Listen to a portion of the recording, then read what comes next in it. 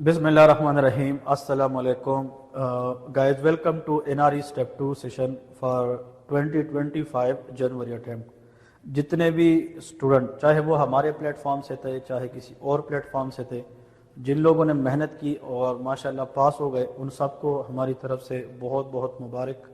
और अल्लाह पाक आप लोगों को आने वाले एग्ज़ाम के अंदर भी कामयाब करे। और जो लोग अनफॉर्चुनेटली बैड लक की वजह से रह गए हैं, उन लोगों के लिए हमारी बेस्ट विशेस और उन लोगों के लिए हमारी तरफ से किसी भी टाइम हमारे साथ कांटेक्ट करें।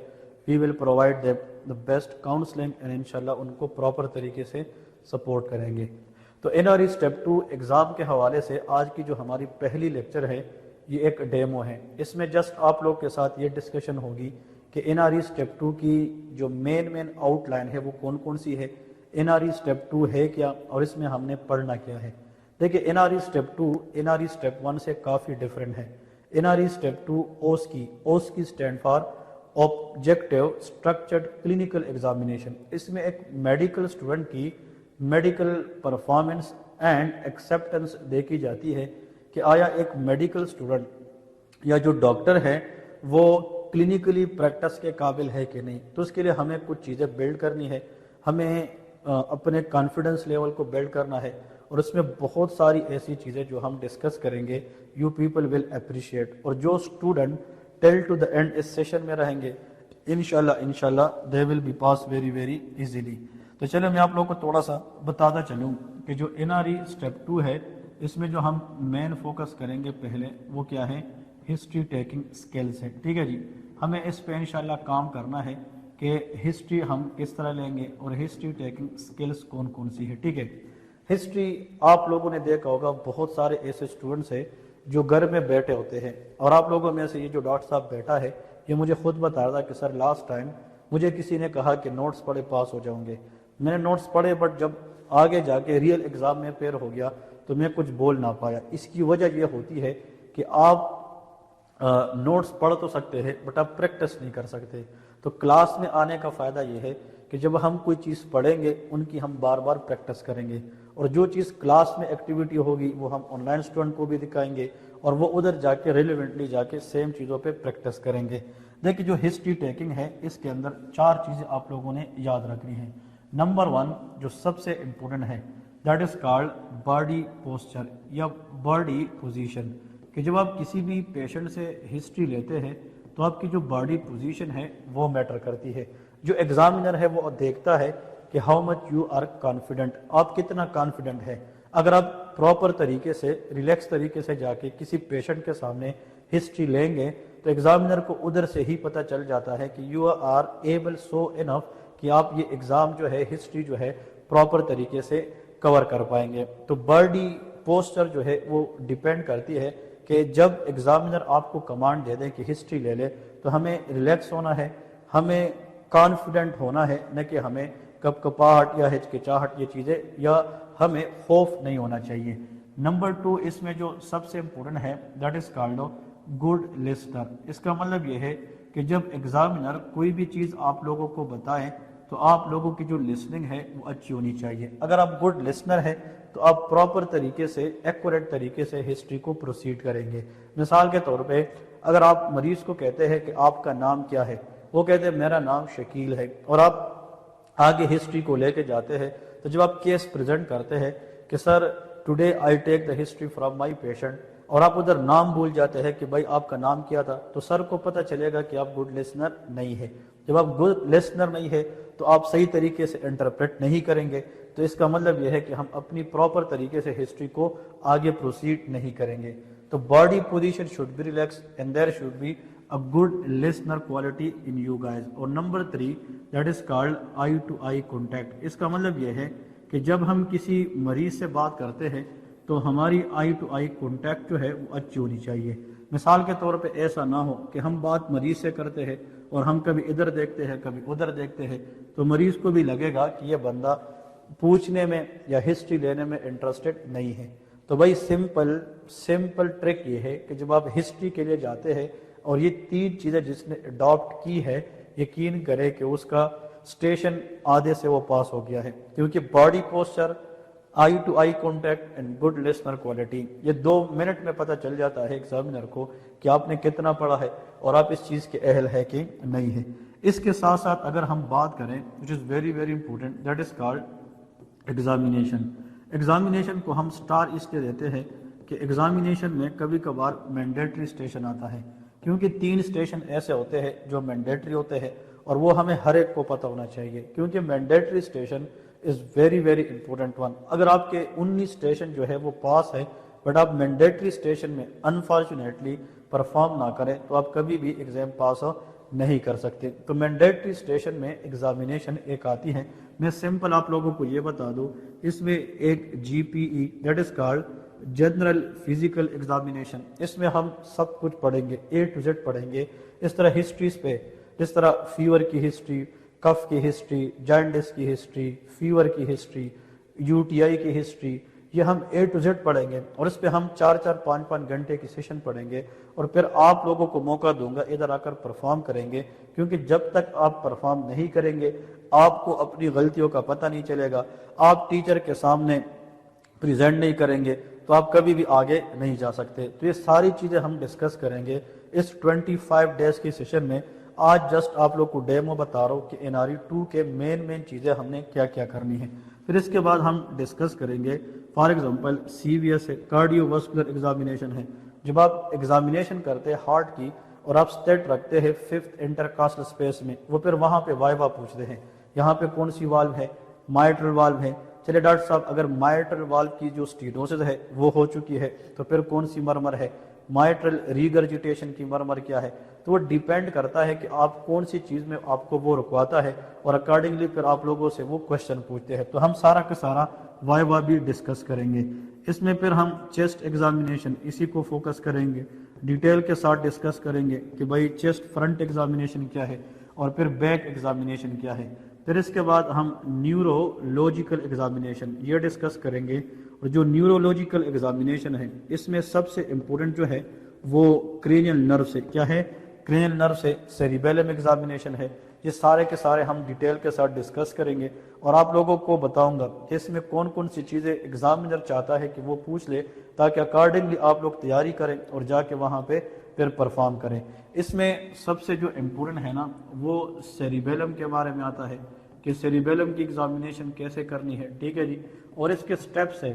اگر کوئی بندہ یوٹیوب سے یا کوئی بندہ جا کے نوٹ سے پڑھے تو فار دا ٹائم بینگ وہ تو کہے گا کہ بھائی یہ تو بہت آسان ہے، سر سے پڑھنے کا کیا فائدہ، اکیڈمی جوائن کرنے کا کیا فائدہ. بٹ وہ چیز اگر یہاں پہ آ کے سب کے سامنے جب تک وہ پرفارم نہیں کرے گا تو اس کی کانفیڈنس لیول نہیں اٹھے گی، اس کی ریفلیکسز نہیں بنے گی. اس لیے ٹیچر سے پڑھنے کا مطلب یہ ہے کہ مشکل چیز آپ کو آسان کرے اور بہت ساری ایسی چیزیں جو آپ کے مائنڈ میں بلڈ ہے اور آپ اس پہ کلیئر نہیں ہے وہ آپ کو آسان کرے. اس لیے یہ سیشن جوائن کرنا انتہائی اہم ہے. پھر ہم انشاءاللہ ایبڈومن کی ایگزامینیشن ڈسکس کریں گے اور آپ لوگوں کو پتہ ہے اس کے اندر ہم پراپر طریقے سے یہ پڑھیں گے ایبڈومن کے اندر کہ فار ایگزامپل ہمارے پاس لیور کیا ہے، سپلین کیا ہے یا کڈنی پالپیشن کیا ہے، یہ ساری کی ساری چیزیں ہم ڈسکس کریں گے. پھر اس کے بعد جو 3rd نمبر پہ امپورٹنٹ چیز آتی ہے which is also very important, that is called ECG. کیا ہے؟ ECG ریڈنگ ہے.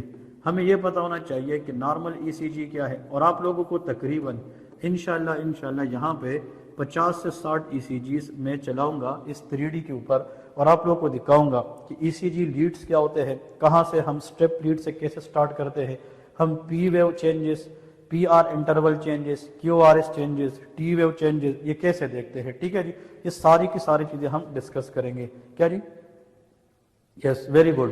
ہم اس کے اندر پھر چینجز دیکھیں گے. فار ایگزامپل آپ لوگوں نے دیکھا ہوگا کہ وہ آپ لوگوں سے پوچھتے ہیں کہ بھائی پوٹاسیم چینجز ہے، ہائپر کیلیمیا ہے، ہائپو کیلیمیا ہے، اس کی ECG کیا ہے. پھر یا وہ کیلشیم کے بارے میں ہائپر کیلسیمیا، ہائپو کیلسیمیا ہے. مثال کے طور پہ MI کی ECG آتی ہے. میں کبھی کبھار وہ کہتے ہیں کہ یار یہ پیشنٹ کی ہسٹری ہے اور پھر اس کی ECG کی گئی ہے ایمرجنسی کے اندر، آپ بتا دیں کہ اس میں جناب کون سی چینجز ہے. ٹھیک ہے جی، تو آپ پھر کیا کرتے ہیں، نمبر 1 کہ وہ کیس پڑھتے ہیں. اگر پیشنٹ کو شارپ چیسٹ پین ہے اور وہ کہتے ہیں کہ آگے بینڈ ہونے سے کم ہوتی ہے اور ایون ڈیپ انسپائر کرنے سے بڑھتی ہے اور پھر ایکیوٹ پیریکارڈائٹس کی ہسٹری ہے तो आप डिफ्यूज ST सेगमेंट एलिवेशन की तरफ फिर फोकस करते हैं कि मैं भी डिफ्यूज एलिवेशन अगर ST सेगमेंट की आती है तो आप फिर उसकी तरफ जाते हैं। फिर हाइपरकैलेमिया, जिस तरह हाइपरकैलेमिया में टाल टी वेव होती है, QRS एम्पलीट्यूड कम हो जाती है, QRS वाइड हो जाती है, ये सारी चीज़ें आप लोगों को मैं बताऊंगा। देखिए मैं ये जब भी पढ़ाता हूँ मैं स्टूडेंट को कहता हूँ कि कभी कभार जब आप लोग चीज़ पढ़ते हैं ना तो कोशिश करें कि आप लोगों ने मतलब एक तरीके से पढ़ना है। ये देखिए टी वेव है ना, टी वेव मिसाल के तौर पे ये पी वेव है, ये QRS है, ठीक है जी, और ये टी वेव है। तो आप लोग खुद सोचें जब टी वेव ऊपर जाएगी ना, इसको आप खींचेंगे, इस जगह को जब आप इस तरह खींचेंगे तो मतलब ये आर वेव छोटी रह जाएगी, और जब आप खींचेंगे तो QRS कॉम्प्लेक्स ये क्या हो जाएगी, वाइड हो जाएगी, और ये जो पी वेव है ये छोटी हो जाएगी। तो ये सारे जो है हाइपरकैलेमिया की चेंजेस है, बट हम रियल ECG में डिस्कस करेंगे। फिर चौथे नंबर पे इसको स्टार करें, it is very very important. आप लोगों ने एग्ज़ाम दे के होंगे, चाहे किसी का एग्ज़ाम पहले वीक में हो, चाहे किसी का एग्ज़ाम सेकंड वीक में हो, या चाहे किसी का एग्ज़ाम मिसाल के तौर पे मॉर्निंग में है, इवनिंग में है, सबको एक मैंडेटरी स्टेशन जो आनी है और कभी भी मिस नहीं होनी, वो बेसिक लाइफ सपोर्ट है, BLS, very very important one. लेकिन ये हम ये डिस्कस करेंगे कि जब हम बेसिक लाइफ सपोर्ट डिस्कस करेंगे तो हम ये देखेंगे कि बच्चों में और एडल्ट में ये क्या होता है। अभी जो NRE 1 किसी ने दिया है रिसेंटली, ये क्वेश्चन इन लोगों को शायद आया था कि कंप्रेशन CPR के अंदर कितनी देनी है, 100 पर मिनट, फिर 30 कंप्रेशन के बाद हमने 2 रेस्क्यू ब्रीथ करनी है। हम यहाँ पे परफॉर्म करेंगे और प्रॉपर तरीके से आप लोगों को एक एक करके प्रैक्टिस करवाएंगे ताकि उसको आप लोग प्रॉपर तरीके से हैंडल कर सके, ठीक है। और एक बहुत इंपॉर्टेंट जो मैंडेटरी स्टेशन आता है दैट इज कॉल्ड पीड्स। तो पीड्स के जो मैंडेटरी स्टेशन है वेरी वेरी इंपॉर्टेंट। देखिए एक मैंडेटरी एग्जामिनेशन में आएगा, वो बताऊंगा कौन सा इंपॉर्टेंट है, फिर एक BLS तो होता ही होता है और एक पीड्स है। लेकिन जिसको पीड्स के मैंडेटरी स्टेशन नहीं आएगा तो फिर उसको पीड्स की बजाय गायनी या ऑप्स की मैंडेटरी स्टेशन आती है। तो एग्जामिनेशन से तो होता ही होता है, फिर एक BLS जरूर होता है, और यहाँ पे डिपेंड करता है, कुछ लोगों को पीड्स आता है और कुछ लोगों को गायनी या ऑप्स आती है, ठीक है जी। लेकिन 19 स्टेशन अगर आप लोग टी करें बट अनफॉर्चुनेटली एक भी गलत हो जाए तो फिर काम नहीं बनेगा। इसीलिए हमारे सेशन का मकसद ये है कि हमने 20 के 20 स्टेशन को मैंडेटरी की शक्ल में प्रिपेयर करना है। हम ऐसा सोचेंगे कि हमारे लिए हर एक मैंडेटरी है ताकि हम ऐसा पढ़े कि इंशाल्लाह इसमें सब कुछ कवर हो जाए, ठीक है जी। देखिए पीड्स के अंदर 3 तरह के सवालात आते हैं, या तो वो आप लोगों को हिस्ट्री देंगे, हर्शस्प्रंग डिजीज देते हैं, सिस्टिक फाइब्रोसिस देते हैं, या even congenital heart disease VSD, ESD, PDA, tetralogy of Fallot, मतलब साइनोटिक वर्सेस एसाइनोटिक। और एक या मेरे ख्याल में 2021 के पेपर में देखेंगे तो एक दफा ALL एक्यूट लिम्फोब्लास्टिक ल्यूकीमिया की मतलब कुछ क्वेश्चन आए थे। तो पीड्स में अगर क्वेश्चन आ गए वो तो बहुत आसान है, बट इसके अंदर जो चैलेंजिंग पार्ट है वो हिस्ट्री है। वो क्या है? हिस्ट्री है, विच is very very important one. और इसमें 2 चीज़ें हैं जो हिस्ट्री के अंदर आप लोगों को तंग करेगी और इसके ऊपर अच्छी खासी वाइवा चलती है। नंबर 1, इसमें या तो डायरिया की हिस्ट्री आती है विच इज़ वेरी वेरी इंपॉर्टेंट, क्योंकि रोटा वायरस इन्फेक्शन या गैस्ट्रोएंटेराइटिस बच्चों के अंदर बहुत कॉमन है। या सबसे इम्पोर्टेंट जो एग्जाम के अंदर आता है वो फेब्राइल फिट्स की हिस्ट्री है कि एक बच्चे को बुखार के साथ साथ झटके लगते हैं। तो इसका मतलब ये है कि आप लोगों ने जब फेब्राइल फिट्स की हिस्ट्री आती है ना, इसको हम 6-5 से याद रखते हैं। 6-5 से मुराद होता है कि फेब्राइल फिट्स 6 मंथ से लेके 5 ईयर के एज में ज़्यादा कॉमन होता है, तो इसको हम 65। तो जिस बंदे ने ये पूछा कि ये मसला इसके ख़ानदान में है कि नहीं, क्योंकि जब NRE 1, MRCP 1 या FCPS 1 में भी ये क्वेश्चन आता है तो वो कहता है कि इस बच्चे को जो झटके लगते हैं बुखार के साथ, ये इसके वालिद साहब को भी लगते थे जब उसका वालिद साहब सेम इसके बच्चे की उम्र का था। तो इसका मतलब इसमें जेनेटिक एसोसिएशन ज़रूर पूछनी है। और जब बच्चे का उम्र बढ़ता है तो इस फिट्स की जो टेंडेंसी है काफ़ी हद तक क्या हो जाती है, वो कम हो जाती है। तो इसमें जो 65 है ना, ये आप लोगों ने याद रखना है, ठीक है, विच is very very important one. और पीड्स के अंदर कभी कभार मैंने कहा या तो वो क्वेश्चन देंगे, हिस्ट्री पूछेंगे, या वो आप लोगों से मतलब ये है कि क्लिनिकल सिनेरियो देंगे, या फिर पीड्स के अंदर मोस्ट इंपॉर्टेंट ये है कि आप लोगों से वो 3rd चीज़ जो पूछ सकते हैं यहाँ पे, कि आप लोगों को तो मैंने 2 चीज़ें बताई हैं कि या तो वो हिस्ट्री पूछेंगे या क्लिनिकल सिनेरियो क्वेश्चन देंगे, या वो बताएंगे काउंसलिंग के बारे में कि एक माँ है या एक बाप है, उसके साथ बच्चा है और उसको जब वो दूध वाली चीज़ें पिलाते हैं तो उसको जनाब पेचस लग जाते हैं, लैक्टोज इंटॉलरेंस के ऊपर काउंसलिंग करना है। या गंदम वाली चीज़ खिलाते हैं, very good, excellent. Coeliac disease के बारे में, ग्लूटेन सेंसिटिव एंटीरोपैथी, इसके बारे में हमने पूछना है। तो ये ऐसी चीज़ें हैं जो पीड्स के अंदर हमने इंशाल्लाह बिल्ड करनी है। ठीक है जी। ब्राइल फिट जेनेटिक प्रॉब्लम है, क्या है? अगर जिसने ये सवाल किया तो वो फिर जो है ना 80% पास करते हैं, बट ये लोग करते नहीं है। समझ रहे कि नहीं? क्योंकि क्वेश्चन में जब ये आता है ना NRE 1 जैसे क्वेश्चन में या FCPS में भी आता है, वो कहते हैं कि बच्चे को झटके लगते हैं और उसके वालिद साहब जब उसके उम्र का था तो उसको भी कहते हैं कि इस तरह झटके लग रहे थे बट बाद में ख़त्म हो गए। इट्स मीन कि this febrile fit has a strong genetic association. और दूसरी बात, इसको हम 65 पे याद रखते हैं। पता है 65 से मुराद ये है कि ये बच्चों में 6 मंथ से स्टार्ट होते हैं और जाके 5 ईयर की एज में ख़त्म हो जाते हैं। इसका मतलब ये है, इसको हम 6M कहते हैं और इसको 5Y कहते हैं। तो 6 मंथ की एज से लेके कहाँ तक, 5 ईयर की एज तक इस फेब्राइल फिट्स के चांसेस ज़्यादा होते हैं। अब लोगों ने USMLE स्टेप 2C के बुक का नाम सुना होगा। अगर आप उसमें पीड्स के अंदर जाकर फेब्राइल फिट्स खोलेंगे तो तीसरा या चौथा नंबर लाइन ये होगा कि it start from the 6 month and decline by the age of 5 year. तो जितने फिर आपसे वो माँ पूछेगी कि क्या मेरा बच्चा जो है इसको पूरी जिंदगी झटके लगते रहेंगे? नहीं, अमूमन तौर पे जब इसका उम्र जितना बढ़ता जाएगा झटकों की नौयत कम होती जाएगी। आप लोगों ने इस तरह की चीज़ बतानी है जिससे वो पेरेंट्स जो है वो सेटिस्फाइड हो और उसको लगे कि यार इसके बच्चे को कोई लॉन्ग टर्म प्रॉब्लम नहीं है। फेब्राइल फिट्स के अंदर फिर एक पार्शियल सीजर है, एक कम्प्लेक्स सीजर है, वो हम डिस्कस करेंगे। फिर इसके इन्वेस्टिगेशन क्या है, इसकी ट्रीटमेंट क्या है और उसकी कॉम्प्लिकेशन क्या है, ये बहुत इंपॉर्टेंट है। फेब्राइल फिट्स अगर आप लोग पिछले एग्जाम्स उठाकर देखें, मेजॉरिटी लोगों को ये क्वेश्चन आए हैं। ठीक है जी। फिर इसके बाद और इम्पोर्टेंट चीज़ जो हमने डिस्कस करनी है पीड्स के अंदर, मतलब आपको एग्जामिनर बताता है, आप कंसिडर करें मैं एक बाप हूँ, वो क्या कहेंगे, मैं एक बाप हूँ और मेरा बच्चा है, उनको जब भी कोई ऐसी दूध वाली चीज़ हम पिलाते हैं उनको डायरिया हो जाता है, लैक्टोज इंटॉलरेंस। क्या? Lactose intolerance. तो वो क्या कहेंगे कि मैं तो बहुत ज़्यादा परेशान हूँ कि मेरे बच्चे को आगे क्या होगा, आप मुझे मुतमईन करें। इसको हम कहते हैं काउंसलिंग। क्या कहते हैं? काउंसलिंग कहते हैं। तो लैक्टोज इंटॉलरेंस की काउंसलिंग भी एग्जाम में आती है। कभी कभार वो कहता है कि एक बच्चा है, उसको गंदम वाली चीज़ जब खिलाते हैं तो उसको डायरिया होता है। सीलियक डिजीज़ का नाम सुना है कि नहीं? तो हम सीलियक डिजीज़ की काउंसलिंग अलग पढ़ेंगे। तो ये ऐसी चीज़ें हैं जो किसके ज़िम्मे आते हैं, पीड्स के अंदर। तो पीड्स के अंदर एक और बहुत इंपॉर्टेंट चीज़ EPI शेड्यूल हमें आना चाहिए कि वैक्सीनेशन शेड्यूल कौन सी है, कि मतलब कौन सी वैक्सीन बच्चे को कब लगानी है।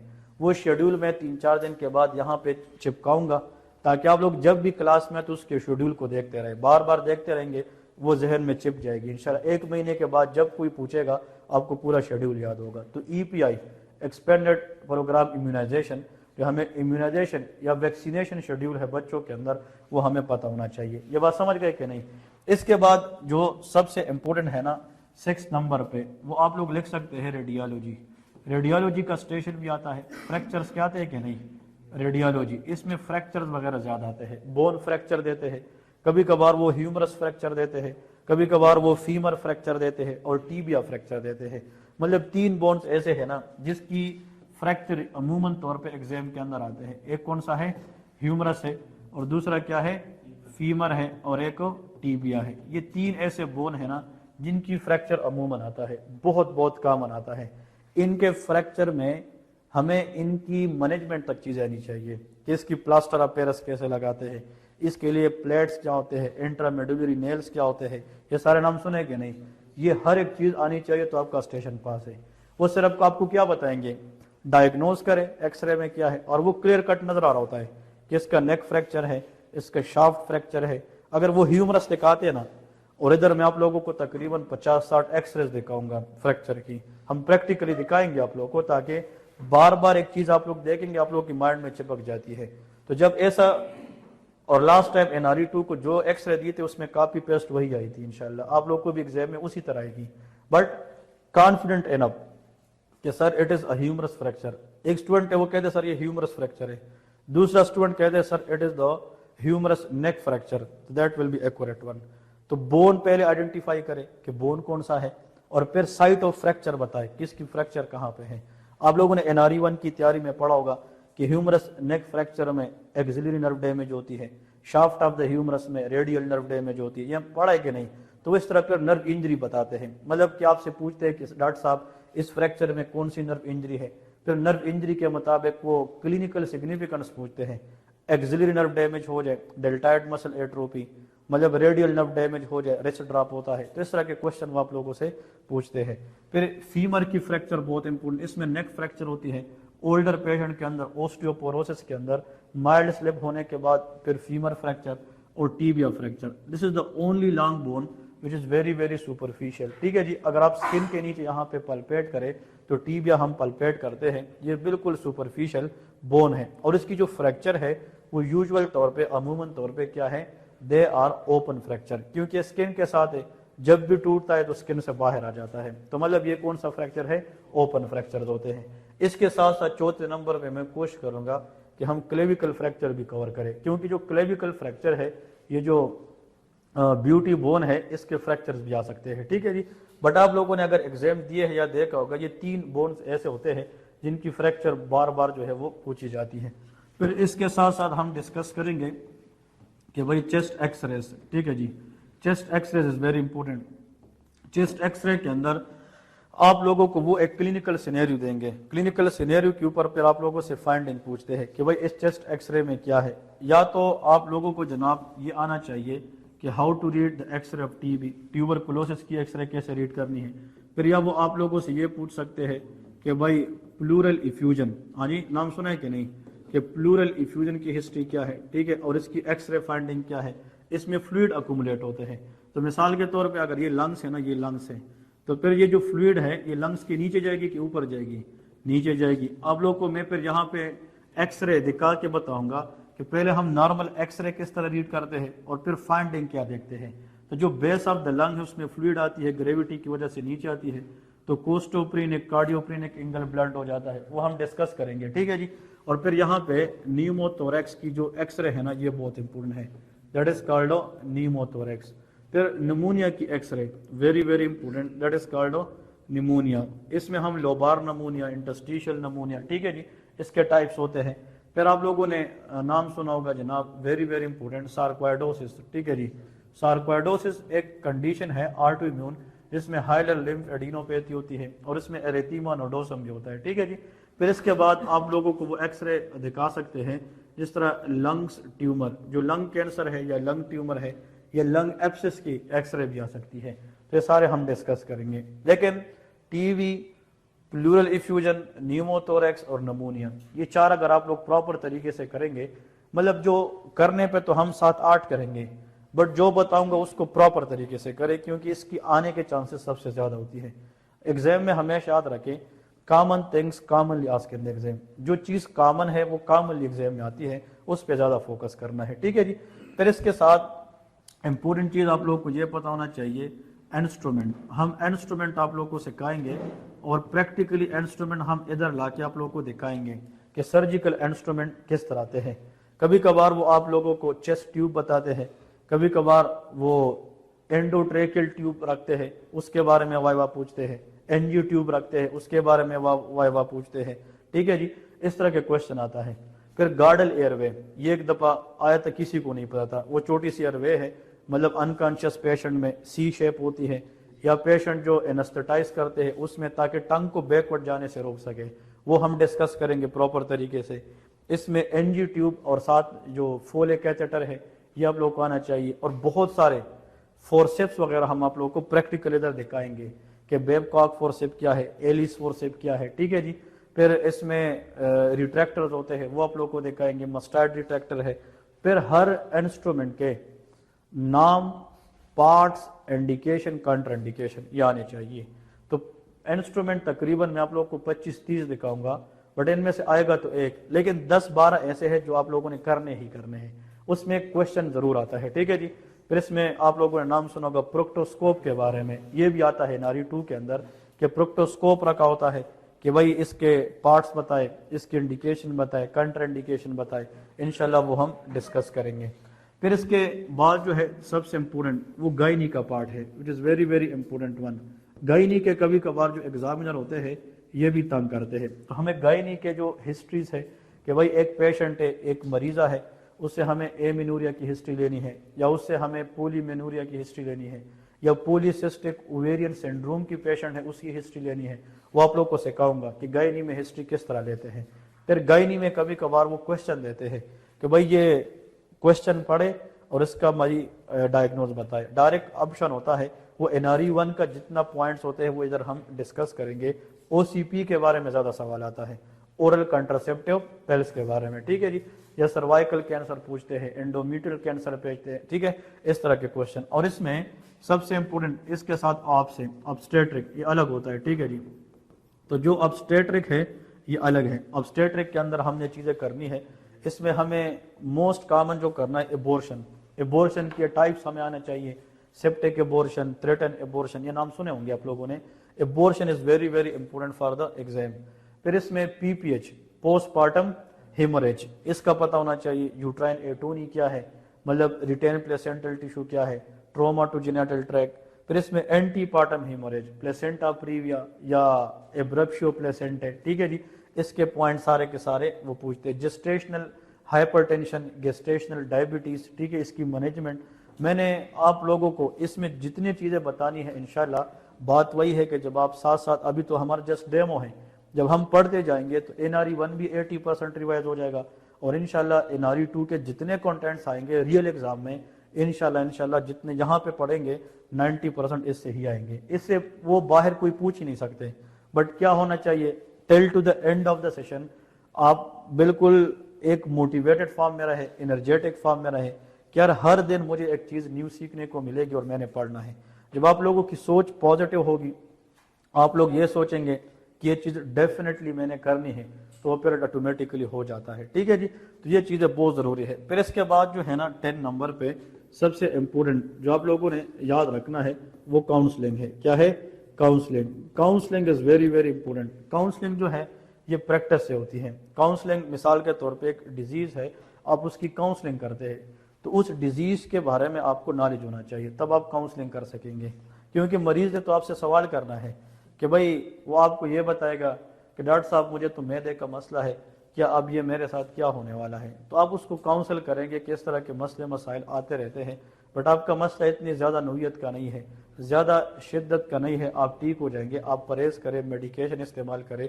काउंसलिंग की टेक्निक्स आप लोगों को बताऊंगा कि काउंसलिंग किस तरह की जाती है और किस बेस पे की जाती है। ओबेसिटी की काउंसलिंग बहुत इंपॉर्टेंट है, ठीक है जी। तो मतलब जो मोटापन हो उसकी जो काउंसलिंग है वो हमें सीखनी है। गैस्ट्रिक अल्सर की काउंसलिंग है, बहुत सारी ऐसी चीज़ें हैं जिसकी हमें काउंसलिंग करनी है। ब्रेस्ट कैंसर के बारे में काउंसलिंग आती है, ठीक है जी। ब्रेस्ट कैंसर कभी कभार वो क्या बताते हैं कि एक पेशेंट है, एक मरीज़ा है, उसको छाती में कोई स्वेलिंग थी, उस स्वेलिंग से हमने एक पीस ऑफ टिश्यू ली है और फिर एक हफ्ते के बाद पता चला कि उसको क्या है, ब्रेस्ट कैंसर। उस मरीज़ा को ब्रेस्ट कैंसर के बारे में बताना, इसको कहते हैं ब्रेकिंग द बैड न्यूज़। उसको क्या कहते हैं? Breaking the bad news. Stomach का मरीज है, उसको गैस्ट्रिक अल्सर था, बाद में उसका अल्सर ठीक नहीं हो रहा था, तो आपने उससे एक पीस ऑफ टिश्यू ले लिया, बाद में पता चला कि उसको गैस्ट्रिक कार्सिनोमा है, तो वो कैंसर की बात पेशेंट को बताना, ये ब्रेकिंग द बैड न्यूज़ है। तो ब्रेकिंग द बैड न्यूज़ के ऊपर हम फिर क्या करते हैं? काउंसलिंग करते हैं। तो इसके साथ साथ जो 11 नंबर पे है वो ब्रेकिंग द बैड न्यूज़ भी है। क्या है? Breaking the bad news. और ब्रेकिंग द बैड न्यूज़ के अंदर ये बहुत बहुत इंपॉर्टेंट है। इसमें 3 चीज़ें वो देखते हैं, पता है? नंबर 1, जब ब्रेकिंग द बैड न्यूज़ के बारे में ना एक क्वेश्चन आता है तो आपने सर को क्या बताना है? सर फॉर दिस स्टेशन मुझे 1 गिलास वाटर और 1 टिश्यू पेपर चाहिए। ये जिसने बोला ना पहले, तो उसको 50% स्टेशन पास है कि ब्रेकिंग द बैड न्यूज़। ये तो हम पढ़ेंगे, इसकी डिटेल हम पढ़ेंगे और आप लोगों को इसके नोट्स प्रोवाइड करूंगा, बट आपने कहना कि सर इसके लिए मुझे 1 गिलास वाटर और 1 टिश्यू पेपर चाहिए। अब सवाल यह है कि जब आप मरीज को एक न्यूज़ ब्रेक करेंगे जो बैड न्यूज़ है, तो मरीज तो रोएगा ना, वो तो एक सैडनेस में जाएगा। तो उस टाइम पे आप मरीज को एक वाटर ऑफर करें कि पानी पी लें, ये एक किस्म की एम्पैथी है। और आप अगर वो रोने की एक्टिंग करें तो आप टिश्यू पेपर ऑफर करें। तो ये 2 चीज़ें आप लोगों ने इसमें याद रखनी है। ये लोग भूल जाते हैं, लेकिन जिसने ये बता दिया सर को पता चलेगा ये पढ़ के आया है, फिर आपको वो तंग नहीं करेगा ज़्यादा। तो मतलब ये 2 चीज़ें आप लोगों ने ब्रेकिंग द बैड न्यूज़ के अंदर करनी है। और आप मरीज को जब एक न्यूज़ ब्रेक करते हैं ना कि उसको अल्सर की हिस्ट्री थी और बाद में उसको क्या निकला है, कैंसर। तो मरीज अगर रोएगा, चिल्लाएगा, कुछ भी करेगा, आप कभी ये ना कहना कि यार खैर वेट करे, मैं दोबारा चेक करता हूँ कि लैब में कोई मसला तो नहीं है। नहीं, you should not be sympathize, आपने सिंपथी नहीं दिखानी।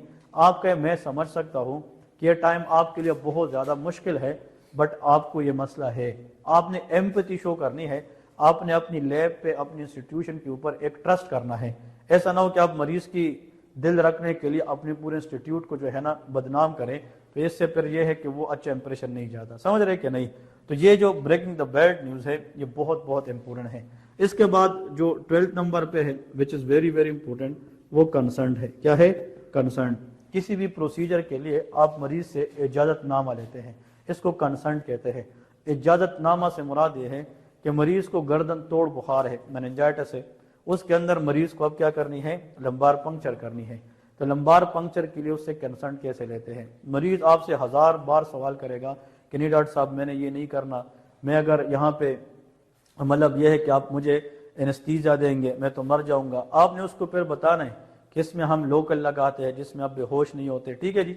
इस तरह की चीज़ आपने मरीज को फिर बतानी पड़ती है। तो कहने का मतलब यह है कि हमने मरीज को कंसर्न के लिए कैसे प्रिपेयर करना है। या मरीज है वो डायबिटिक भी है, हाइपरटेंसिव भी है, बट उसको कोलिसिस्टेक्टोमी करानी है, मतलब उसका जो ऑपरेशन है गॉल ब्लैडर की वो करनी है, वो हमें कैसे बताना है, और हमने उर्दू में उसको कैसे बता के पेशेंट की जुबान में समझाना है, वो हम पूरा जब डिटेल पढ़ेंगे।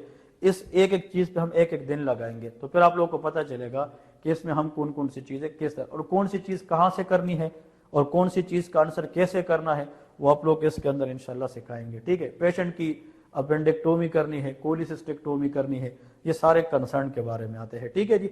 फिर इसके बाद नेक्स्ट जो हमारे पास है ना, नेक्स्ट इसके बाद जो नेक्स्ट आता है वेरी वेरी इंपॉर्टेंट वन, वो आप लोगों ने याद रखना है कि थायराइड। किसके बारे में?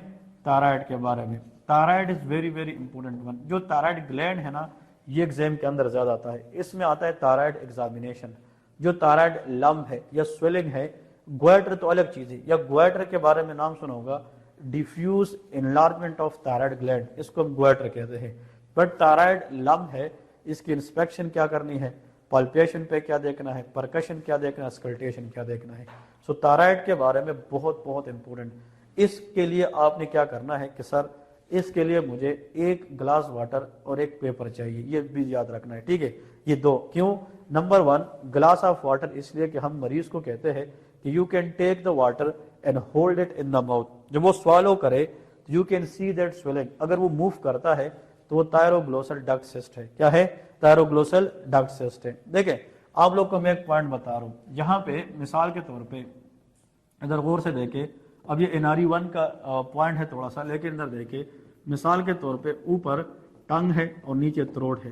टंग को हम एम्ब्रियोलॉजी के अंदर स्टोमोडियम कहते हैं, ओरल कैविटी। मिसाल के तौर पे ये टंग है और नीचे जाके यहाँ पे क्या है, थ्रोट है, ठीक है जी। जब एम्ब्रियोनिक लाइफ होती है तो जब एम्ब्रियो बनती है और वो 2 वीक्स की होती है तो उसमें 2 लेयर बनते हैं, एपीब्लास्ट एंड हाइपोब्लास्ट, ठीक है। जो 2 वीक्स एम्ब्रियो है इसको ब्लास्टूला कहते हैं, और 2 वीक्स एम्ब्रियो के अंदर कितनी लेयर्स बनती है? 2, एपीब्लास्ट एंड हाइपोब्लास्ट। जब एम्ब्रियो के अंदर कंटिन्यूअस चेंजेस आती है और वो 3 वीक्स की बन जाती है तो वो फिर 3 लेयर्स बन जाती है, एक्टोडर्म, मेसोडर्म एंड एंडोडर्म। तो कुछ एंडोडर्मल टिश्यूज होते हैं जो टंग से स्टार्ट होते हैं। देखिए ये जो टिश्यूज है ना एंडोडर्मल, ये टंग से स्टार्ट होते हैं और किसकी तरफ आना शुरू करते हैं? शाबाश, थ्रोट की तरफ। जब ये थ्रोट की तरफ आते हैं तो यहाँ पे जाके ये थोड़े से इस तरह बन जाते हैं, इस तरह चेंजेस आ जाती है। अब ये जो चेंजेस आ गई ना थ्रोट के अंदर, ये फ्यूचर का थायराइड ग्लैंड होता है, ये इसका लेफ्ट लोब होता है और ये राइट लोब होता है, और ये जो कनेक्शन है इसको एस्थमस कहते हैं। क्या कहते हैं? एस्थमस। अब मुझे ये बताए कि ये जो एक नाली नुमा स्ट्रक्चर है इसको डक्ट कहा जाता है। क्या चीज? डक्ट। अब मुझे ये बताए कि इस डक्ट ने फ्यूचर में कौन सा ग्लैंड बनाना है? थायराइड बनाना है। सो थायरो इसलिए है कि थायराइड ग्लैंड बनेगा, और स्टार्ट कहाँ से हुआ है? टंग से, तो ग्लोसल है। Glossal is the word used for tongue. तो ऐसे कंसेप्ट को हम एम्ब्रियोलॉजी में थायरोग्लोसल डक्ट कहते हैं। समझ रहे कि नहीं? सो थायराइड ग्लैंड की जो डेवलपमेंट है वो टंग से होती है, और ये टंग से स्टार्ट होती है और नीचे थ्रोट की तरफ आती है। कभी कभार क्या होता है, ये जो डक्ट है जब ये थायराइड ग्लैंड बनाता है so this duct has to be obliterated. Obliterate का मतलब खत्म होना। लेकिन अगर ये डक्ट जो है, आप लोगों ने याद रखना है, ये डक्ट जो नॉर्मली खत्म होगा, लेकिन अगर ये क्या रहे, परसिस्ट रहे, ये क्या रहे, परसिस्ट, इसको फिर परसिस्टेंट थायरोग्लोसल डक्ट कहते हैं। क्या कहते हैं, परसिस्टेंट। जिस तरह परसिस्टेंट डक्टस आर्टीरियोसस है ना, पीडीए, तो ये परसिस्टेंट थायरोग्लोसल डक्ट है। अब इधर देखें, अगर इस डक्ट के अंदर ये नाली नुमा स्ट्रक्चर है और ये बंद ना हो जाए, जिसने बंद होना था, तो उसमें इन्फेक्शन हो सकती है कि नहीं। और अगर इसमें इन्फेक्शन होगी तो इसके अंदर एक इस तरह डायलेटेशन हो सकती है। अगर ये डायलेट हो जाए तो किसी भी डक्ट की जो डायलेशन होती है, इसको हम क्या कहते हैं, सिस्ट कहते हैं। क्या कहते हैं, सिस्ट। तो if there is any dilatation in this persistent thyroglossal duct, that is called thyroglossal duct cyst, उसको कहते हैं। मेरी बात समझ रहे कि नहीं। अब जहां पे डायलेटेशन होगी वो जगह खुलेगी कि नहीं, जब वो जगह खुलेगी तो वहां पे स्वेलिंग होगी कि नहीं। इसलिए जो मिड लाइन स्वेलिंग होती है नेक के अंदर, इसका एक differential diagnosis thyroglossal duct cyst भी होता है। ठीक है जी। और thyroglossal duct cyst they can leads to swelling in the mid line of the throat area, या नेक एरिया के अंदर मिड लाइन में आता है। ठीक है जी। और अगर पेशेंट पानी जो है ना स्वालो करे, तो फिर अगर वो स्वालो के दौरान वो डक्ट ऊपर नीचे मूव करे तो ये थायरोग्लोसल डक्ट सिस्ट होता है। ठीक है जी। अगर मूव ना करे तो फिर ये कोई इंटरनल थायराइड नोड्यूल्स होता है। ठीक है जी। दूसरी बात, आपसे यहाँ पे एग्जामिनर एक सवाल करता है कि डॉक्टर साहब वेरी गुड, आपने तो सही बता दिया, बट अगर आपको मैं पानी ऑफर ना करूं, फिर भी कोई ऐसा तरीका है जिससे हम अंदाजा लगा सकते हैं कि जो स्वेलिंग है पेशेंट के अंदर वो डक्ट सिस्ट है कि नहीं। यस, हम पेशेंट को कहते हैं कि जबान निकालें, जब वो टंग प्रोट्रूड करें, उस प्रोट्रूजन के ऊपर अगर ये मूव करें फिर भी थायरोग्लोसल डक्ट सिस्ट होता है। ठीक है जी। तो टंग प्रोट्रूजन पे या पानी स्वालो करने पे अगर mid line swelling in the neck move करे, think about thyroglossal duct cyst. ठीक है जी। Very very important one. दूसरी बात, एक और चीज आती है, हमने कहा कि एक पेपर या टिश्यू पेपर होना चाहिए। पेशेंट को बताते हैं कि आप अपने हाथ इस तरह सीधे करें, इस पे पेपर रख के देखें कि इसमें फाइन ट्रेमर्स है कि नहीं। Fine tremor is a hall mark of Graves disease. ये किसके अंदर होती है, Graves disease. Graves disease is a cause of primary hyperthyroidism. आप लोगों ने पढ़ा होगा एनआरई 1 के अंदर कि जो मोस्ट कॉमन काज है हाइपरथायराइडिज्म की, primary, that is called Graves disease. ठीक है। तो Graves disease very very important in the exam. इसमें टीएसएच रिसेप्टर एंटीबॉडी बनती है, जिसकी वजह से T3 T4 हार्मोन का लेवल बढ़ जाता है। ठीक है जी। देखिए, दो चीजें याद रखें, आप लोगों ने पता है कि ऊपर पिट्यूटरी ग्लैंड होता है। ठीक है जी, ये ब्रेन के अंदर होता है, और नीचे थ्रोट के अंदर कौन सा ग्लैंड है, शाबाश, थायराइड। आप लोगों को तो ये पता है कि इस पिट्यूटरी ग्लैंड से जो एंटीरियर लोब है, वहां से जो हार्मोन आता है टीएसएच, कौन सा, टीएसएच। और ये टीएसएच जब थायराइड ग्लैंड पे जाता है फोलिकुलर सेल, तो ये फिर क्या बनाता है, T3 एंड T4 बनाता है। अब सवाल ये है, और से सुने, ये हम पढ़ेंगे जब हम प्रॉपर जाएंगे, इससे आप लोग की एनआरई 1 की ज्यादातर रिवीजन हो जाएगी। अगर मसला इस ग्लैंड के अंदर अपना हो, किस ग्लैंड के अंदर, थायराइड के अंदर हो, और उस ग्लैंड के प्रॉब्लम की वजह से किसका लेवल बढ़ जाए, T3 T4, तो हाइपरथायराइडिज्म तो है, but problem start from the gland itself, तो वो प्राइमरी हाइपरथायराइडिज्म है। क्या है, प्राइमरी हाइपरथायराइडिज्म। लेकिन अगर फॉर एग्जांपल जो प्रॉब्लम है वो कहां पे आ जाए, इसमें आ जाए, ओके, अगर प्रॉब्लम इधर आ जाए पिट्यूटरी ग्लैंड के अंदर, और उसके ग्लैंड के प्रॉब्लम की वजह से किस चीज का लेवल बढ़ जाए, टीएसएच, और उसकी वजह से फॉर एग्जांपल हमारे पास क्या हो जाए, ये T3 T4 बढ़ जाए, तो फिर इसको क्या कहेंगे, सेकेंडरी हाइपर। तो ग्रेव्स डिजीज जो है वो प्राइमरी हाइपरथायराइडिज्म कराते हैं, और जो प्राइमरी हाइपरथायराइडिज्म है इसमें T3 T4 बढ़ता है, और इसमें पेशेंट की जो आईज होती है ना वो बाहर की तरफ आती है, एक्सोप्थेलमस होता है। क्या होता है, एक्सोप्थेलमस, और प्रीटिबियल एडीमा भी होता है। तो कभी कभार ऑप्थेल्मोलॉजी के अंदर जब हम ऑप्थेल्मोलॉजी में जाते हैं तो वो ग्रेव्स डिजीज के अंदर हमें ये दिखाते हैं कि एक्सोप्थेलमस क्या है। ठीक है जी। तो हमें थायराइड एग्जामिनेशन में एक्सोप्थेलमस को भी रूल्ड आउट करना है, that is very very important. और अगर आप सस्पेक्ट करते हैं कि may be the cause of hyperthyroidism is Graves disease, तो पेशेंट की एक्सपोजर हमें लोअर लिम्ब के नी ज्वाइंट तक करनी है to check for pretibial oedema as well. तो ये छोटी छोटी चीजें हैं जो आप लोगों ने यहाँ से सीखनी है, and that is very very important for the exams as well. ठीक है जी। ये तो आप लोगों ने पता हो गया। इसके बाद नेक्स्ट जो आता है ना, आप लोग नोट कर सकते हैं, लैब इंटरप्रिटेशन। تو لیب انٹرپریٹیشن میں کیا ہوتا ہے، اس میں ہم نے یہ دیکھنا ہے کہ وہاں پہ آپ لوگوں کو تھائرائڈ فنکشن ٹیسٹ دیا ہوگا TFT، اور اس میں T3 T4 یا تو وہ زیادہ بتاتے ہیں یا کم بتاتے ہیں۔ ایک چیز یاد رکھیں، جب ہم تھائرائڈ سٹیٹس چیک کرتے ہیں تو ہم TSH کے ساتھ ہمیشہ آرڈر کرتے ہیں T4 نہیں کہ T3۔ T3 is the most active form of thyroid hormone, but ہم جو کلینکلی لیب کے اندر آرڈر کرتے ہیں وہ کون سا ہے، T4 ہے۔ اس کی وجہ یہ ہے، ڈاکٹر صاحب بات سنیں، کہ T4 ہاف لائف زیادہ ہوتی ہے T3 سے، نمبر 1۔ تو ہمیں ایکوریٹ فائنڈنگ کون بتا سکتا ہے، T4 بتا سکتا ہے، because of its long half life. اور دوسری بات کہ جو T4 ہے، 4 سے مراد اس کے اندر کتنے آیوڈین ہے، 4 ہے، اور T3 کے اندر کتنے ہیں، 3 ہے۔ تو ہم T4 سے T3 بنا سکتے ہیں بائی ریموونگ 1 آیوڈین، اور ایسا انزائم جو باڈی میں ہے اور وہ T4 سے کیا بنائے، T3، وہ ڈی آیوڈینیز ہے۔ کون سا، deiodinase, removal of iodine, that is deiodinase. But آپ لوگ مجھے بتائیں، اگر ہم T3 سے کیا بنائیں، T4، تو ہمیں ایڈیشن کرنی ہے کہ ڈیلیشن، ایڈیشن، اور ہیومن باڈی میں ایڈیشن آف آیوڈین والا انزائم نہیں ہوتا، سمجھ رہے کہ نہیں؟ تو ہم T3 سے T4 نہیں بنا سکتے، بٹ ہم T4 سے T3۔ تو اگر آپ لیب کے اندر T4 چیک کرے تو ہمیں T3 کا بتا سکتا ہے کہ نہیں، یس، کیونکہ T4 can convert into T3، but اگر آپ T3 آرڈر کرے تو آپ کو T4 کا سٹیٹس نہیں بتا سکتا۔ یہ پوائنٹ یاد رکھیے، یہ وائوا کوشچن ہے۔ آپ جب NRE2 میں جاتے ہیں تو کچھ لوگ وائوا میں رہ جاتے ہیں، وہ کہتے ہیں ڈاکٹر صاحب T3 کیوں نہیں کراتے، وہ تو موسٹ ایکٹیو ہے۔ سر اس لیے کہ ایک تو T3 کا شارٹ ہاف لائف ہے، ہمیں ایکوریٹ نہیں بتا سکتا، اور دوسرا T3 جو ہے وہ ہمیں T4 کے بارے میں نہیں بتا سکتا۔ تو T4 can convert into that T3، اور ہم T4 کر کے کس کا اندازہ لگا سکتے ہیں، T3 کا اندازہ لگا سکتے ہیں۔ بات سمجھ گئے کہ نہیں؟ یہ پوائنٹ امپورٹنٹ ہے۔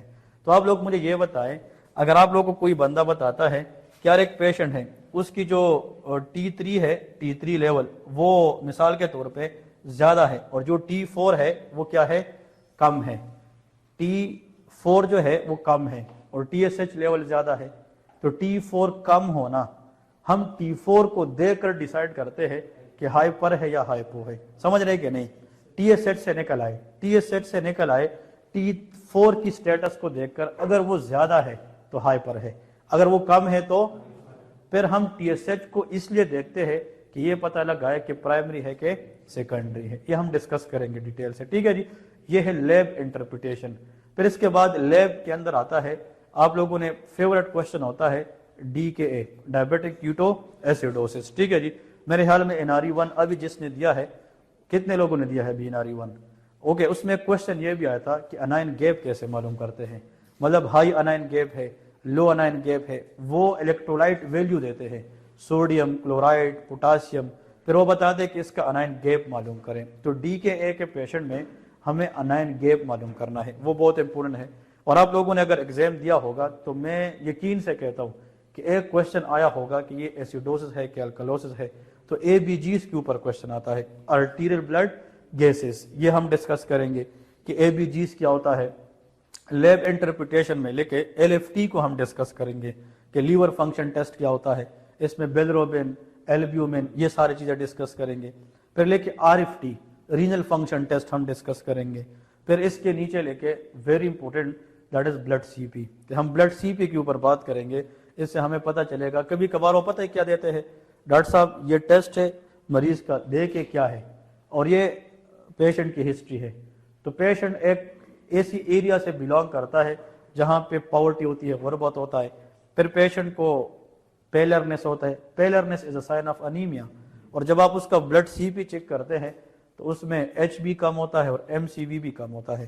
تو MCV اگر 80 سے کیا ہے، کم ہے، تو وہ پھر مائکروسیٹک ہے، تو مائکروسیٹک ہائپوکرومک انیمیا۔ پھر اسی کے اوپر وہ وائوا لیتے ہیں کہ اس کے ٹائپس بتا دیں، لائک آئرن ڈیفیشنسی ہے، سیڈروبلاسٹک ہے، انیمیا آف کرونک ڈیزیز ہے، یا تیلیسیمیا ہے، ٹھیک ہے؟ وہ ہم اس کے وائوا میں پڑھیں گے، ڈیٹیل سے پڑھیں گے، ایک ایک چیز پڑھیں گے اور ڈسکس کریں گے۔ تو کہنے کا مطلب یہ ہے کہ لیب انٹرپریٹیشن یہ جتنے بتائے ہیں یہ سارے امپورٹنٹ ہے، ٹھیک ہے جی؟ پھر اس کے بعد نیکسٹ لے کے ENT ہم ڈسکس کریں گے، ear, nose and throat. ENT is very important. ENT کے اندر سوالات 3 طرح کے آتے ہیں، کتنے؟ 3 طرح کے ہیں۔ کون کون سے؟ نمبر 1 لے کے امیجز بیسڈ، وہ امیج دکھاتے ہیں، نیزل پولپس دکھاتے ہیں، یا DNS دکھاتے ہیں، या एपिस्टेक्सिस दिखाते हैं, फिर उसके ऊपर वो वाइवा लेते हैं या बताते हैं कि इसकी मैनेजमेंट बताए, टाइप्स बताए, मैनेजमेंट बताए, कॉम्प्लिकेशन बताए, ठीक है। तो एक तो उसको कहते हैं इमेज बेस्ड क्वेश्चन, या वो ओटाइटस एक्सटर्ना बताते हैं, टेम्पेनिक मेम्ब्रेन परफोरेशन का पिक्चर देते हैं, नाम सुना है कि नहीं आप लोगों ने, एएसओएम, सीएसओएम, ये सारे नाम सुने होंगे कि नहीं, वो हम डिस्कस करेंगे। या वो आप लोगों को लेरिंजियल कार्सिनोमा, वोकल नोड्यूल्स के बारे में पिक्चर देते हैं, वो हम डिस्कस करेंगे।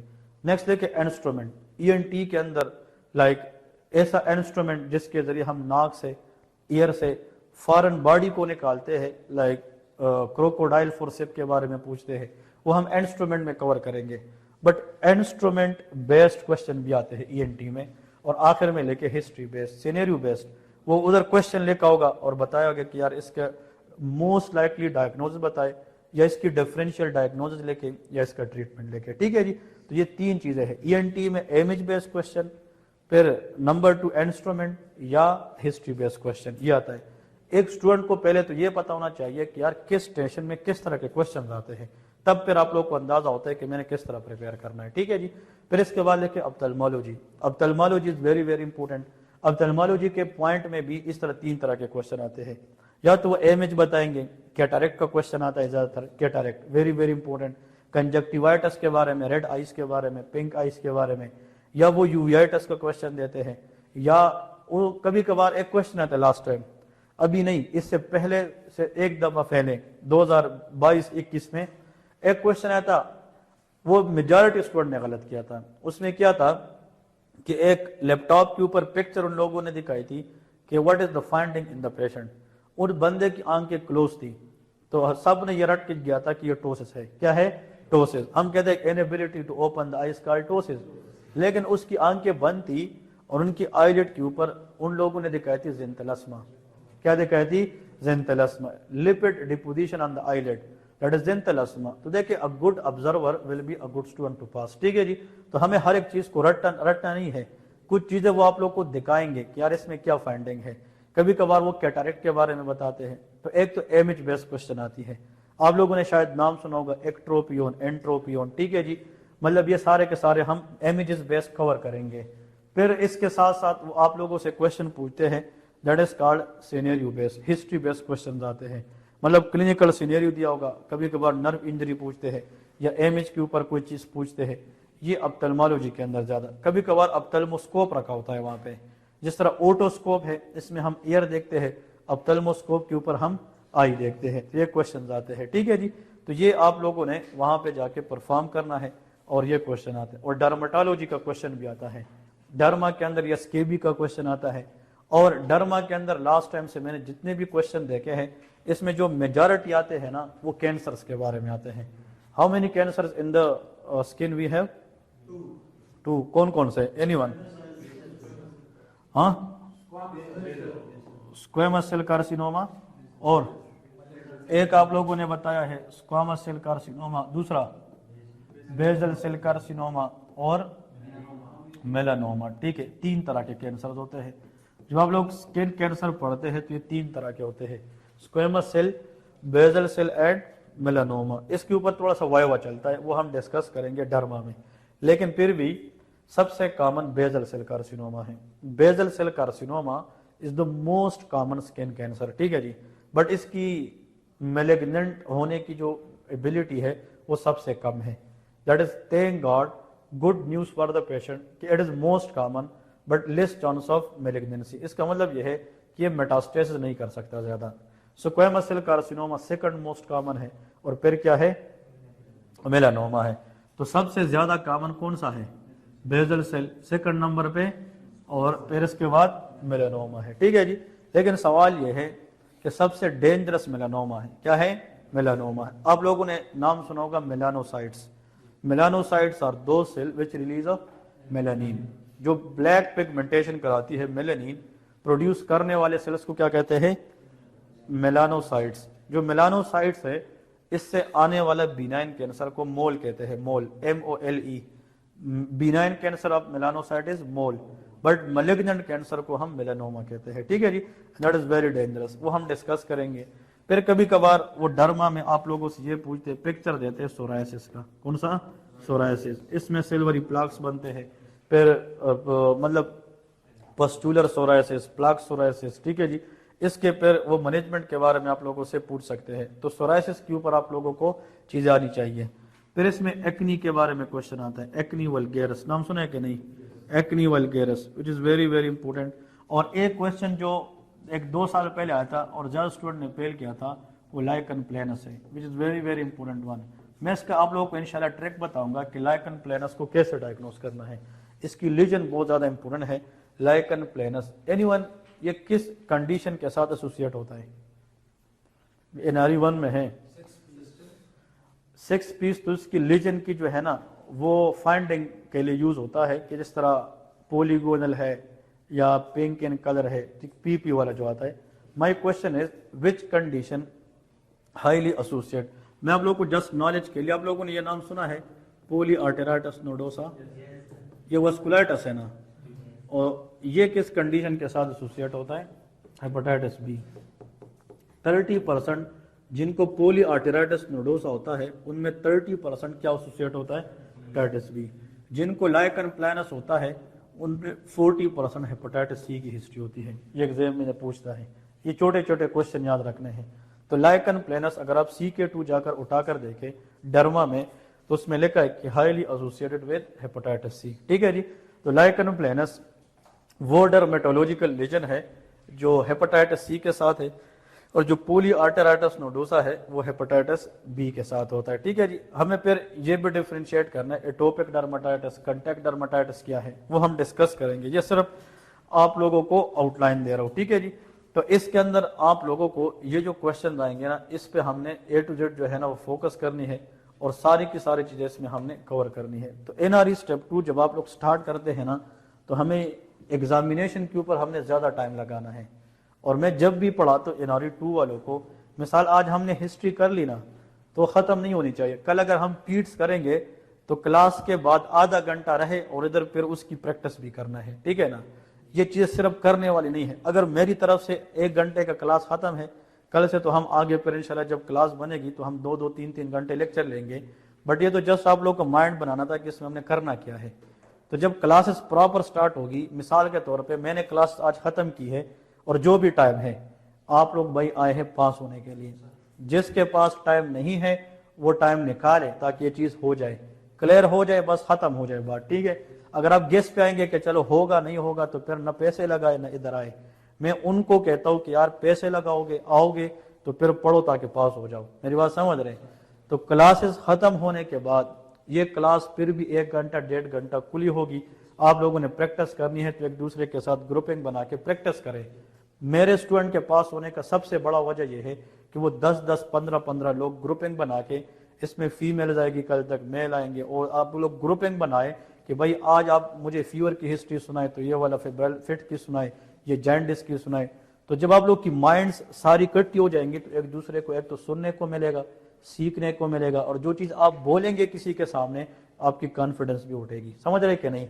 तो प्रैक्टिस आप लोगों ने करनी है। ये तो अभी तो लास्ट टाइम हमारे पास सिर्फ और सिर्फ 20 दिन का टाइम था, क्योंकि NRE 1 और NRE 2 दोनों का डेट पता था। अभी तो NRE 2 का डेट आना है, बट मोस्ट प्रोबेबली 25 से 22 दिन होते हैं। हमने 20 दिन में 2 सेशन चलाए थे और माशाल्लाह सारे के सारे 80+% लोग पास हुए थे। क्यों? उन लोगों ने माइंड बनाया था कि हमने करना है। और एग्जाम भी हुआ था गर्मी में, तो गर्मी में मुश्किल था, लेकिन अभी तो मौसम भी ठीक है। अभी हम कल परसों तक ये देखेंगे कि अगर हमारे पास 40+ लोगों ने पेमेंट की है, लेकिन कल रिजल्ट आया है शाम को, तो निकलते निकलते लोग को 1-2 दिन लग जाएंगे। मेन जो है ना मंडे से लोग आएंगे, बट हमारी तो क्लासेस कल 25 है क्रिसमस डे, बट हमारी क्लास होगी, क्लास हम अपना लेंगे। आज जो चीज़ आप लोगों ने सीखी है आप लोग फायदे में है। कुछ तो समझ आए ना कि इसमें करना क्या है, इसमें चीज़ें क्या है। 2-3 चीज़ अगर किसी ने न्यू सीखी है ना, आप लोगों की जीत है। समझ रहे कि नहीं? कल से जब लोग आएंगे, परसों क्लास बन जाएगी, फिर मुझे ये अंदाजा होगा कि हमने 60 से ज़्यादा लोग नहीं बैठाने, क्योंकि मैंने अभी मोबाइल देखा 200+ तो लोगों ने मुझे मिस किया है। तो इसमें कुछ ऑनलाइन है कुछ ऑफलाइन है। तो अगर इधर 60 बंदे पूरे हो जाए और फिर 60 पूरे हो जाए 4-5 दिनों में, 2 क्लासेस बनेगी। तो जिनको फिर सुबह का टाइम सूट करेगा वो भी बताए, जिनको थोड़ा सा लेट सूट करेगा वही बताए। हम फिर डिफ्रेंशिएट करेंगे। हम 2 क्लास रखेंगे, एक थोड़ा जल्दी और एक थोड़ा सा लेट रखेंगे। تو جو جس ٹائم آ سکتا ہے پھر آپ لوگوں نے بتانا ہے. اور اگر ایک کلاس کے ساتھ جائیں گے 3-4 دن کے بعد پھر آپ لوگوں سے مشورہ کروں گا کہ کون سا ٹائم بیسٹ ہے تو اسی کے اوپر ہم جائیں گے. میری بات سمجھ رہے کہ نہیں؟ تو کل کا لیکچر بھی انشاءاللہ 11:30 سے سٹارٹ کروں گا. کل پورا ہسٹری پڑھاؤں گا A to Z. ٹھیک ہے جی؟ تو کل چاہے کوئی بیٹا ہو نہیں بیٹا ہو ہم نے سٹارٹ لینا ہے. ایسا ہے کہ نہیں؟ تو جو اسٹوڈنٹ ایسے ہیں جو مجھے سن رہے جن لوگوں نے پیمنٹ بھیجی ہے لیکن وہ کہتے ہیں ہم 2-3 دن بعد آئیں گے, ان کو 3-4 دن کی لیکچر آن لائن بھی ملیں گے. بٹ جو ادھر بیٹا ہے 1 یا 10 ہے ان کو یہاں پہ ہر ایک چیز ملتی رہے. تو انشاءاللہ کل سے پھر ہماری فل کلاس سٹارٹ ہوگی اور امید ہے انشاءاللہ کہ جتنے لوگ آئے ہیں وہ سارے پاس ہو کے جائیں. کیونکہ NRE 1 جب آپ لوگوں نے ریسنٹلی دیا, جن لوگوں نے پڑھا تھا, جن لوگوں نے نہیں پڑھا تھا بیچارے کسی کے کنڈیشن آتے ہیں یا ہر ایک کے حالات ایک جیسے نہیں ہوتے. اب ایک اسٹوڈنٹ نے مجھے فون کیا کہ سر میں آپ سے صرف 15 دن پڑھا ہوں لیکن پھر میرے 119 آئے ہیں. تو مطلب وہ کہتے ہیں میں نے آپ سے پورا سیشن لینا ہے. تو کہنے کا مطلب کچھ لوگوں کو فیل ہونے کے بعد موٹیویشن ملی ہے, کچھ لوگوں کو خود کا پتہ تھا کہ یار میں پڑھ رہا تھا بٹ میرے حالات ایسے بنے جو میں نہیں پڑھ پایا تو میرا نہیں ہوگا. اور کچھ لوگ ایسے تھے جو پاس ہوئے ہیں, گھر کے لیے بھی خوشی, آپ لوگوں کے لیے بھی خوشی. اور خوشی یہ جب آپ لوگ NRE 1 پڑھ رہے تھے نا تو آپ بھی اسٹریس میں تھے, گھر والے بھی تھے. جب آپ پاس ہو گئے تو گھر والے کہتے پیسے لگاؤ بٹ NRE 2 بھی نکالو. تو کہنے کا مطلب یہ ہے بھائی یہ چانس ہے, اس کو ضائع نہ کریں, NRE 2 دے اور اچھے نمبر سے پاس ہو جائے. اور ہماری دعا ہے کہ آپ لوگ فیلڈ میں کام کریں اور آپ لوگ کہیں پہ بھی کام کریں گے. ہماری آپس میں ایک کمیونٹی ہے اور آپس میں ہم ایک فیملی ہیں. تو بس یہ تو آپ لوگ بھی ماشاءاللہ ڈاکٹر ہے بٹ میرے سامنے بیٹھنے کا مطلب یہ ہے کہ سر ہم ایک ہی ہے, ہم کوئی بڑا چھوٹا نہیں ہے بٹ کچھ چیزیں جو مجھے آتی ہے شاید میرے ہاتھ آپ لوگ کا فائدہ ہو جائے تو بڑی بات ہے. کل آپ لوگ اپنے جونیئر کو انشاءاللہ پھر بتائیں گے اور ایک چین چلتی جائے گی. ٹھیک ہے جی؟ تو کل سے انشاءاللہ پھر کلاس ہوگی. جو لوگ NRE Step 2 والے گروپ میں ایڈ نہیں ہے ابھی تک وہ مجھے پھر میسج کرے یا کلاس کے بعد بتائے. اور زیادہ تر لوگوں کو میں نے وہاں پہ ایڈ کیا بھی ہے. جن لوگوں نے رجسٹریشن کی ہے وہاں پہ آلریڈی 38-36 تک لوگ ایڈ بھی ہے. تو مطلب جو لوگ ایڈ نہیں ہیں وہ انشاءاللہ میں ابھی ایڈ کروں گا. 60 کے بعد اس گروپ میں مزید لوگ پھر انٹر نہیں کروں گا. پھر نیکسٹ 60 آئیں گے وہ پھر ڈسکس کریں گے کون کدھر پہ رکھیں گے. ٹھیک ہے؟ اس کے علاوہ کسی کا کوشچن ہے؟ اور دیکھیں NRE 1 جن کا پاس ہوا ہے نا یہ فیکٹ ہے 100%. ایگزام کے صبح تک آپ لوگ کہہ رہے تھے کہ یار میں نے کیا لے کرنا ہے, مجھے تو کچھ نہیں آتا. یہ فیلنگ آتی ہے کہ نہیں؟ اور جب آپ سینٹر میں گئے نا اور ہاتھ میں اس نے ایگزامینر نے آپ کو جناب اپنا پیپر پکڑایا پھر بھی آپ ڈر رہے تھے کہ مجھے تو کچھ نہیں آتا, کرنا کیا ہے. لیکن ایک دفعہ جب آپ نے کوشچن ریڈ کیا نا پھر مائنڈ کھل جاتا ہے. کیوں؟ جو چیز محنت ہوتی ہے نا وہ پھر تب رنگ لاتی ہے جب آپ ریئل جگہ پہ جاتے. تو یہ تیاری ایگزام کے آخر تک آپ فیل کریں گے, آپ پتنی سر کیا پڑھا رہے, میں کیا کروں گا کیا. میرا تو سینئر کہتا ہے کہ اگر یہ نہیں کیا تو فیل ہو جائیں گے. وہ سینئر خود بھی فیل ہوتا ہے. اگر آپ اس کا بیک گراؤنڈ دیکھیں تو جو فرسٹریٹ ہوتا ہے نا وہ خود بھی فیل ہوتا ہے, تب آپ کو وہ فیل ہونے کی مشورے دیتا ہے. جو اچھا اسٹوڈنٹ ہے نا, جو اچھا دوست ہے, وہ خود کچھ بھی نہ کرے بٹ آپ کو ڈی موٹیویٹ نہیں کرتا. وہ آپ کو کہتا ہے کہ کر لیں گے انشاءاللہ, بس محنت جاری رکھے. اور بھائی میں تو ہر ایک اسٹوڈنٹ کو کہتا ہوں, کچھ اسٹوڈنٹ ایسے بیٹھے ہیں جو آئیں گے بھی, یہ بھی لوگ ہیں میرے ساتھ 6 مہینے NRE 1 کیا یہ سارے, اور ابھی NRE 2 میں بھی بیٹھے ہیں. کچھ لوگ فرسٹ ٹائم مجھے دیکھ رہے, فرسٹ ٹائم ایکسپوز کر رہے. میں کہتا ہوں نیا اسٹوڈنٹ آ کر دے کے 3 دن فری بیٹھے, ان کو فیل آ جائے کہ یار میں نے ادھر سے کچھ چیز سیکھنی ہے تب جوائن کرے. کیونکہ مین چیز کیا ہے؟ سیٹسفیکشن ہے. جب آپ سیٹسفائیڈ نہیں ہے آپ کیا پتہ مجھ سے اچھا نہیں سیکھ سکتے, کسی اور سے سیکھیں گے. یہ تو وہی قسمت کی بات ہے. اور سارا دنیا تو میں اپنے ہاتھ نہیں لے سکتا کہ سب کو میں نے پڑھانا ہے. ٹھیک ہے نا؟ تو یہ تو دیکھیں اللہ پاک نے انسان کے لکھا ہوتا ہے. کچھ لوگ ہوتے ہیں کسی کے ہاتھ اس کا بھلا ہوتا ہے, بڑی بات ہو. مجھے کچھ لوگ ایسے میسج کرتے کہ سر میں نے آپ سے ملا ہوں, آپ سے میں نے لیکچر لیے ہے بٹ آپ کی ویسے کسی لیکچر دیکھ لیے تو اس سے میں پاس ہو گیا. تو خوشی کی بات ہوتی ہے نا, کسی کا فائدہ تو ہوا ہے نا. تو کہنے کا مطلب یہ ہے کہ ہم سارے FMGs ہیں, اور FMGs جہاں پہ لاکھوں روپے لگا کے آتے ہیں تو پھر ہم سے فیملی والوں کی ایک ایکسپیکٹیشن ہوتی ہے, اس سے اگر ہم ٹیسٹ پہنچائیں گے تو پھر فائدہ نہیں ہے. ایسا ہے کہ نہیں؟ تو انشاءاللہ جو بندہ آخر تک آئے گا, جو چیز ہم پڑھائیں گے اس کو پراپر طریقے سے کرے گا, وہ انشاءاللہ پاس ہو جائے گا. اور آپ لوگوں نے کرنا کیا ہے کہ ڈیلی اپنا نوٹ بک لے کے آئے, جو چیز ادھر لکھی جائے اس کو نوٹ کرے. نوٹ ایک دفعہ پہلے سیکھے کہ سر نے یار اسٹیشن کے بارے میں بیسک کیا بتایا ہے, اس کو اپنا کر نیکسٹ ڈے آئے اور ایک دوسرے پہ ڈسکس کرے, ایک دوسرے کے ساتھ پوچھے. جب آپ لوگ ایک دوسرے کے ساتھ پریکٹس کریں گے کوشچن نکل آئیں گے, وہ مجھ سے پوچھے میں ادھر ہوں کلاس کے بعد ادھر بیٹھا ہوں گا بتائے تو میں ہیلپ کروں گا انشاءاللہ کہ سر مجھے اس چیز کی سمجھ نہیں آ رہی، کیا آپ سجیسٹ کرتے ہیں کام کی ہے کہ نہیں، کام کی ہوگی تو بتاؤں گا، نہیں ہوں گی تو کہوں گا اگنور کر دیں، ٹھیک ہے جی۔ لیکن پیسے لگاؤ گے ٹرسٹ کر کے آئے ہو تو انشاءاللہ دکھانا ہے فیملی والوں کو خود کو کہ انشاءاللہ پاس بھی ہونا ہے، ٹھیک ہے جی۔ ہاں جی اوکے، نوٹس ہم اس طرح دیتے نہیں ہیں، نوٹس آپ لوگوں نے بنانا ہے، جو چیز لکھی جائے ایک ہسٹری میں لکھوں گا فارمیٹ اور 3-4 ہسٹری کے نوٹس میں پھر دوں گا آپ لوگوں کو، مطلب ایک ہسٹری کی فارمیٹ میں کہوں گا یہاں تک سے لے کے یہاں تک یہی ہے، پھر اس کے بعد جو ہسٹری چینج ہوگی تو اس کے بارے میں اسپیسیفک کویشچن جو ہوتے ہیں وہ پھر آپ لوگوں کو دوں گا تاکہ ہمارا ٹائم بھی بچ جائے اور آپ لوگوں کو نوٹس بھی ملتا رہے، کچھ نوٹس میں دوں گا اور کچھ آپ لوگوں نے بنانا ہے۔ اور انشاءاللہ جس دن کوئی اسٹوڈنٹ ایسا ہے خدا نہ کرے اللہ نہ کرے، ٹائم بہت کم ہے، 25 دن از نتھنگ، ٹھیک ہے نا، بیمار ہو جائے کوئی ایسے اللہ نہ کرے ایمرجنسی آ جائے 2 دن 3 دن کلاس مس ہو جائے تو اس دن کے کلاسز 2-3 دن تک ہم آن لائن بھی دے سکیں گے، مسئلہ نہیں ہے، بٹ پرابلم یہ نہیں ہونی چاہیے کہ یار میں نے پڑھا نہیں، بس ایٹ دا اینڈ یہ فیل ہونا چاہیے کہ یار سر نے پڑھایا میں نے پڑھا اور ماشاءاللہ پاس ہو گیا، ٹھیک ہے جی۔ کل انشاءاللہ 11:30 پہ پھر ملاقات کریں گے۔ آف ڈے سنڈے کو ہوگا انشاءاللہ، 6 days in a week classes ہوگی، سنڈے کو انشاءاللہ سر within 1 hour۔ لیکن جو اسٹوڈنٹ ادھر آتا ہے وہ آن لائن نہیں ہوگا، جو اسٹوڈنٹ آن لائن ہے اس کو آن لائن ملے گا، جو ادھر آئے گا وہ تو کیمپس بیس پڑھے گا نا۔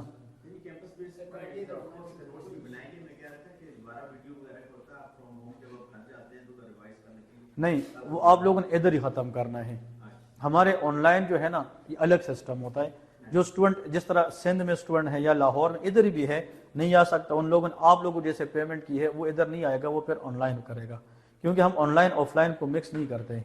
جو اسٹوڈنٹ ایسا ہے، ہاں اس میں ایک چیز ہے ہمارے اس کے اوپر بیسک چارجز ہوتے ہیں آن لائن والے، کیونکہ ریکارڈنگ ہوتی ہے پھر LMS پہ جاتا ہے، جو فیس آپ لوگ ادھر دیتے ہیں نا، کچھ لوگ کہتے ہیں کہ سر میں ادھر بھی پڑھنا چاہو تو آن لائن بھی لینا چاہتا ہوں، ان کو ہم پھر آن لائن میں 50% آف دیتے ہیں کہ جو چیز وہ ادھر پڑھتے وہ گھر کے لیے بھی ملتی ہے، وہ پھر ڈفرینٹ اسٹریٹجی ہے، وہ آپ لوگوں کے ساتھ پھر وہ ڈسکس کریں گے، ٹھیک ہے۔